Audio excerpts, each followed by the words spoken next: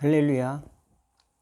오늘 본문 말씀은 다니엘서 2장 24절에서 35절 말씀입니다.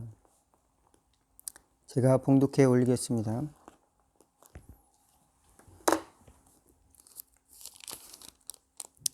이에 다니엘은 왕이 바벨론 지혜자들을 죽이라 명령한 아리옥에게로 가서 그에게 이같이 이르되 바벨론 지혜자들을 죽이지 말고 나를 왕의 앞으로 인도하라. 그리하면 내가 그 해석을 왕께 알려드리리라 하니, 이에 아리옥이 다니엘을 데리고 급히 왕 앞에 들어가서 이르되 내가 사로잡혀온 유다 자손 중에서 한 사람을 찾아내었나이다. 그가 그 해석을 왕께 알려드리리다 하니라. 왕이 대답하여 벨드사살이라 이름한 다니엘에게 이르되 내가 꾼 꿈과 그 해석을 내가 능히 내게 알게 하겠느냐. 다니엘이 왕 앞에 대답하여 이르되 왕이 물으신 바 은밀한 것은 제자나 술객이나 박수나 점쟁이가 능히 왕께 보일 수 없으되 오직 은밀한 것을 나타내실 이는 하늘에 계신 하나님이시라. 그가 느부갓네살 왕에게 후일에 될 일을 알게 하셨나이다. 왕의 꿈 곧 왕이 침상에서 머릿속으로 받은 환상은 이러하니이다. 왕이여, 왕이 침상에서 장래일을 생각하실 때 은밀한 것을 나타내시는 이가 장래일을 왕에게 알게 하셨사오며 내게 이 은밀한 것을 나타내심은 내 지혜가 모든 사람보다 낮기 때문이 아니라 오직 그 해석을 왕에게 알려서 왕이 마음으로 생각하던 것을 왕에게 알려주려 하심이니이다. 왕이여, 왕이 한 큰 신상을 보셨나이다. 그 신상이 왕이 앞에 섰는데 크고 광채가 매우 찬란하며 그 모양이 심히 두려우니 그 우상의 머리는 숭금이요 가슴과 두 팔은 은이요 배와 넓적다리는 놋이요 그 종아리는 쇠요 그 발은 얼마는 쇠요 얼마는 진흙이었나이다. 또 왕이 보신즉 손으로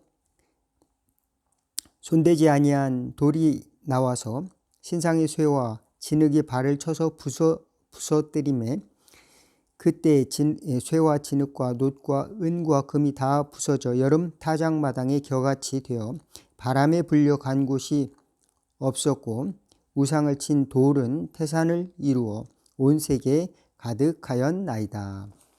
아멘. 예, 오늘은 다니엘서 2장 24절에서 35절까지 말씀을 제가 봉독해 드렸습니다.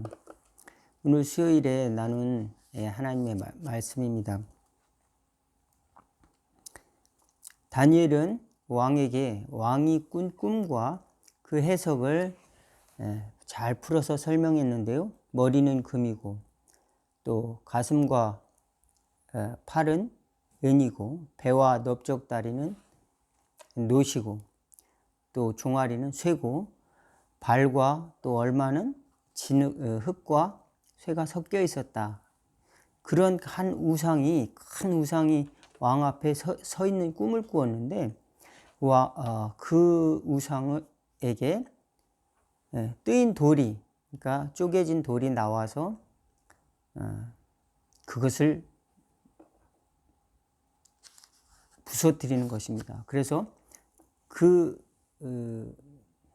잿더미가 더미처럼 쌓였고 그것이 바람에 물려가 온데간데 없고 그 돌은 오늘 보니까 산더미처럼 태산을 이루어 온 세계에 가득하였더라라고 35절에 설명하고 있습니다.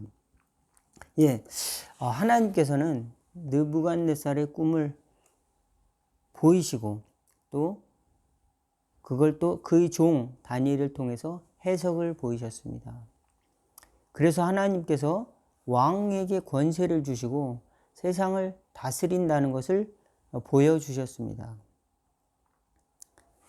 예, 다니엘서 2장 20절에서 21절 보니까 다니엘이 말하여 이르되 영원부터 영원까지 하나님의 이름을 찬송할 것은 지혜와 능력이 그에게 있음이로다. 그는 때와 계절을 바꾸시며 왕들을 폐하시고 왕들을 세우시며 지혜자들에게 지혜를 주시고 총명한 자에게 지식을 주시는 도다. 다니엘은 바벨론 포로 시절에 포로로 잡혀갔습니다. 그렇다가 이제 바사왕 나올 때까지 포로기가 끝날 무렵까지 그곳에서 기도하면서 공무원의 역할을 하면서 그곳에서 꿈의 해석을 또 감당할 수 있는 그런 위치에까지 이르렀습니다. 많은 박사와 또 현자들, 또 점술가들, 또 천문학자들이 왕의 꿈을 해석을 하지 못했습니다. 왕은 요구한 것은 자기가 꿈을 말할 것과 해석을 요구했지만 그것을 할 사람이 아무도 없었습니다. 왜냐하면 그 꿈속으로 찾아 들어갈 수 있는 사람은 하나님밖에 없다. 이 다니엘은 그것을 이야기했습니다. 하나님이 그것을 보이셨습니다. 저와 여러분은 어떤 기준을 가지고 살아가야 될까요? 세상에는 우상이라고 하는 기준으로 권력과 또는 지배를 강화하고 있습니다. 어떤 우상들이 있을까요? 세상의 기준은 다릅니다. 그러나 그 세상의 기준에만 우리의 삶이 복속될 수가 없는 것은 하나님이 이 세상 나라를 통치하신다라고 하는 믿음 때문에 우리는 하나님의 뜻과 세상의 기준을 분별해야 하는 것입니다. 우리나라의 정부 조직법에 보면은 18개의 부서가 있더라고요.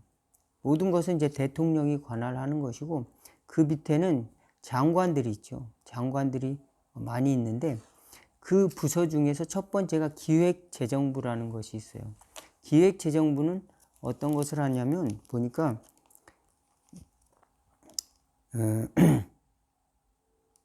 국세, 관세, 통계, 조달, 청을 4가지 청을 두고 있습니다. 돈을 관리하는 것이죠. 돈. 가장 중요한 것을 먼저 거기다 기록을 하고 있더라고요. 그 다음에 중요한 게 교육입니다. 그 다음에 중요한 것이 이제 교육부, 그 다음에 과학기술통신부, 그런 외교부, 통일부 이렇게 해서 18개가 있는 것을 보고 참 신기하다. 세상 사람들은 돈을 상당히 중요하게 생각한다는 것을 우리는 잘 알아야 됩니다. 그래서 우리는 성경에 보니까 하나님과 재물을 겸하여 섬길 수가 없다. 마태복음 6장 24절에 보니까 너희가 두 주인을 섬기지 못하나니 하나님과 재물을 겸하여 섬길 수 없다 그랬습니다. 하나님의 기준이 있고 사람들이 생각하는 기준이 있습니다. 여러분도 무엇을 하든지 기준이 있을 것입니다. 여러분이 좋아하는 기준이 있을 거예요. 옷을 입어도 기준이 있을 것이고 음식을 먹는 것도 기준이 있을 것입니다. 무슨 일을 하든지 기준이 있을 텐데 성경에 보면은 우리 예수 믿는 사람들은 하나님을 믿는 사람들은 무엇을 하든지 하나님의 영광을 위하여 라고 하는 기준을 가장 큰 기준으로 삼아야 하겠습니다. 그렇습니다. 때로는 우리가 미혹을 당할 때가 있습니다. 우리가 속을 때가 있습니다. 마귀의 간사한 계획으로 인하여 우리가 우리의 기준을 세상 사람들의 기준에 동화되어서 우리 중요한 기준을 잃어버릴 때가 있습니다. 그 기준은 바로 하나님의 영광, 또 하나님이 나에게 주신 그 사명, 또 하나님이 나에게 주신 그 은혜를 잊지 않는 그 기준을 가지고, 그 믿음의 기준을 가지고 사는 것이 우리에겐 굉장히 중요한데 사람들은 그것을 잘 알지 못합니다. 일단은 일반 사람들은 다 잘 아는 것이 아닙니다. 그 믿음의 기준을 가지고 우리 스스로 세상 사람들의 기준에서도 또한 그 잘못되지 않은, 그러니까 도덕적으로 나쁘게 나가지 않고 그 기준 안에서 어떤 권세도 또한 하나님이 다스리는 것이기 때문에 하나님이 누구에게나 줄 수가 있습니다. 또 패할 수도 있어요. 그러므로 그 안에서 우리에게 신앙이라고 하는 영역을 또 허락하여 주셨는데 하나님이 그 모든 것을 주관하신다라고 하는 겁니다. 사람의 권세는 어느 순간에 무너질 수가 있어요. 로마서 14장 4절에 보면 그 종을 세우시는 것도 하나님이다. 그러므로 그 종에 대해 함부로 판단해서도 안 될 것입니다. 심판할 필요가 없어요. 우리 성경에는 비판하지 말라 그랬는데 영어 성경에 보면 심판하지 말라 그랬습니다. 저주하지 말라. 심판하지 말라. 예, 그렇습니다. 우리가 법률가가 될 필요는 없는 것입니다. 하나님이 그 기준이 되어서 하나님이 다 갚아주신다는 것입니다. 그러므로 우리는 우리 자신을 하나님 안에서 돌아보는 그런 지혜가 필요합니다. 그 기준으로 돌아와야 되는데 그 기준은 오늘 본문의 말씀처럼 뜨인 잘라진 돌이 와서 이제 부서뜨리는 것입니다. 온 세상의 큰 우상을 부서뜨리는 겁니다. 바로 예수 그리스도를 나타내는 것이죠. 그 돌이라고 하는 것은 세상의 우상을 이길 수 있는 힘은 아무것도 없는 것입니다. 우상이 온 나라를 지배하고 있을 때 그것을 이길 수 있는 능력은, 힘은 바로 하나님의 아들 예수님이 그것을 이길 수가 있다. 믿으시기를 주의 이름으로 축원을 드리겠습니다. 그렇습니다. 큰 나라가 이스라엘을 지배했습니다. 아수르가 북이스라엘을 점령하고 또 한때 강대국이 되었다가 또 바벨론이 강대국이 되었다가 남유다를 정복하고 또 이제 다니엘과 같은 사람도 포로가 되었죠. 또 페르시아가 한 200년 또 나라를 다스리다가 헬라가 또 로마가 이제 나라를 다스립니다. 그 가운데 이스라엘은 한때 독립된 기간이 있기도 했지만 대개 나라들은 정복당하고 또 대개 나라들은 속국으로 또 이제 종의 또 나라가 되는 것이죠. 그러면서 그들이 이제 지내는데 로마 시대 때 예수님이 십자가에 못 박혀 죽으신 것입니다. 여러분은 어떤 기준으로 살아가고 있습니까? 세상의 기준을 가장 중요한 것으로 살아간다면 어쩌면 우리는 이와 같은 우상에 사로잡힌 사람일 수 있습니다. 금신상, 은신상, 또 노신상, 또 철신상, 또 철과 흙으로 된 그 우상. 그러나 이것도 언젠가는 무너진다. 그리고 그 돌은 산더미처럼 많아질 것이다. 하나님의 나라, 하나님의 역사는 이렇게 하나님께서 기준을 세워 가신다는 사실을 또 믿으시기를 주의 이름으로 축원을 드리겠습니다. 내가 왕이 된 세상의 기준은 무너지고 말 것입니다. 그리스도가 왕이 된 기준, 하나님이 왕이 된 기준으로 겸손하게 엎드리는 것이 바로 신앙의 시작이고 또 신앙의 마침인 것입니다. 예. 계시록에 보면 24장로가 면류관을 그 어린 양에게 드리며 하나님께 존귀하신 어린 양께 영광과 존귀를 다 돌리는 장면이 나옵니다. 구원하심이 하나님과 어린 양에게 있도다라고 찬송을 부르고 있습니다. 그렇습니다. 모든 또 사랑과 또 존경을 받았다 할지라도 구원을 우리에게 주신 하나님의 역사를 우리는 중요하게 생각하고 그것을 받아들임으로 말미암아서 우리의 신앙이 이루어지는 것이고 또 하나님은 세계를 또 다스린다. 성경은 말씀을 하고 있습니다. 여러분은 여러분 속에 있는 우상을 중요하게 생각하는, 하나님보다 중요하게 생각하는 것이 있다면 이것을 부서뜨려야 됩니다. 근데 잘 부서지지 않죠. 왜 그러냐면 내가 주인이 되었기 때문에 그렇습니다. 예수님이 주인이 되면 우리는 부서뜨릴 수 있습니다. 내가 죽고 그리스도가 사는 것입니다.